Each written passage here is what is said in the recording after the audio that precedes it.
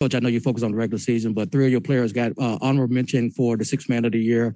Talk about what that means to them, even though they didn't win it, what it means for them and their accomplishment of the season. Yeah, I mean, first off, congrats to Tyler Hero. Obviously, he's had a heck of a season, but to see Mel, Tyus, BC get third place votes, you've heard me talk all the time about the importance of our bench and the depth of our team. Those 3 guys have been so impactful for us all season long, the regular season success that we've had, in the playoffs so far too as well. But just you need guys that can come off the bench and help you win. I mean, depth is so important in this league, but Mel, the growth he's taken, the steps he's taken this season, Tyus, the steadying force, the steps he's taken on both ends, and obviously BC having an unbelievably bounce back year. Just super proud of those 3 guys. Taylor, where is Desmond Bain and his progress at this point? Is he good to go for today? Yeah, he's going to be a game time decision, tested out this morning, making progress. We're going to give one final look before the game before we make a final call.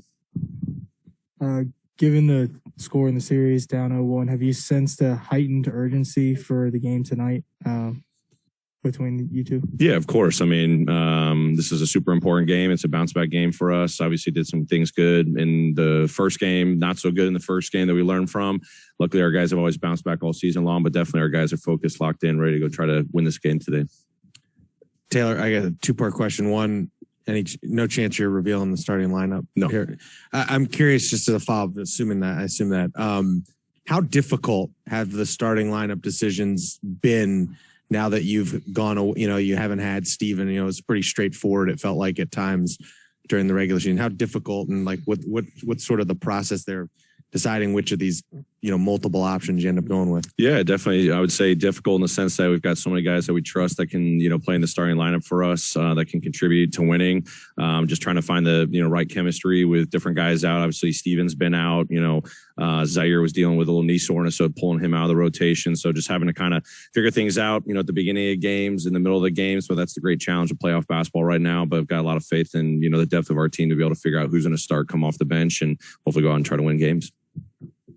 Taylor, so 2-parter. So one, I'm guessing Zaire's a game time decision tonight as well. Yes. And just how does his potential return affect the rotations, given that he did experience some success guarding some of these guys in the regular season? Yeah, no, if he's able to go, obviously he did a lot of good things this season. In our Warriors matchups, I thought he did some great things defensively. Obviously what he does for us offensively, running the floor, creating a vertical threat, obviously catch and shoot ability. When he's been able to knock down shots, there's a boost there.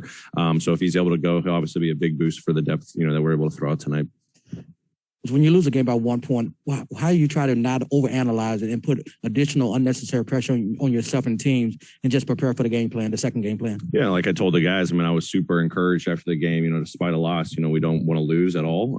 But, being in that moment, great learning for us as we've done all season long. We just try to just watch the things that we did well, try to replicate that. And then there's definitely glaring things, a game plan, breakdown here or there, just our simple habits, how we can control that stuff. So if it's things that we can control, that's what our guys want to see. And that's how they usually respond the next game.